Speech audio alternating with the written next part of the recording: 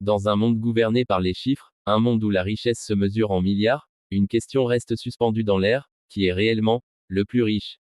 Certains diront, les noms habituels. Les figures médiatiques, les hommes déjà installés au sommet, des fortunes colossales, visibles, mesurables, publiées.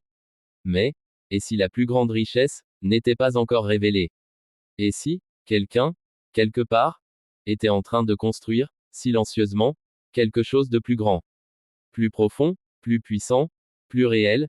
Cette histoire commence loin des projecteurs.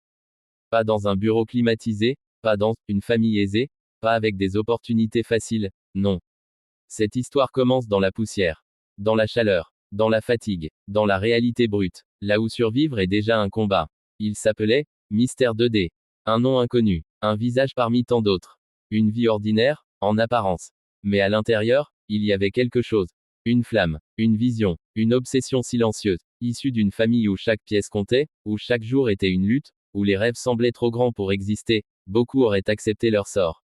Mais pas lui. Très tôt, il a compris une chose, la pauvreté n'est pas une fatalité, mais un point de départ. Alors il a commencé là où il pouvait. Manœuvre, sur les chantiers, sous le soleil, au sein d'une grande entreprise, China Road and Bridge Corporation. Des routes, des ponts, des infrastructures gigantesques. Et lui, un simple exécutant, invisible, remplaçable, fatigué. Mais pendant que les autres travaillaient, lui, il observait. Chaque machine, chaque chef, chaque décision, chaque erreur, chaque opportunité. Parce qu'il ne voyait pas un travail, il voyait une école. Le soir, quand le corps était épuisé, quand les mains tremblaient, quand le sommeil appelait, lui, réfléchissait. Il se posait une question simple, comment sortir d'ici? Après son baccalauréat, il aurait pu se stabiliser. Trouver un petit confort. Accepter une vie normale. Mais non. Parce que Mystère Second ne voulait pas survivre. Il voulait dominer. Alors il a bougé. Encore. Toujours. Cherchant. Testant. Apprenant. Il a connu le monde du commerce. La vente. Les motos. Les pièces. Les machines. Dans une boutique. À Bopota. Là où chaque client est un défi. Là où chaque vente est une victoire. Et c'est là qu'il a compris une vérité que beaucoup ignorent. Savoir vendre, c'est savoir créer de la richesse. Alors il a appris. Observer les clients. Comprendre leurs besoins. Parler. Convaincre. Négocier. Tomber. Se relever. Encore. Et encore. Mais au fond de lui, une idée persistait. Une vision claire. Un rêve précis. Le bâtiment. Le BTP. Construire. Créer. Laisser une trace. Pas juste travailler dans le système, mais créer le sien.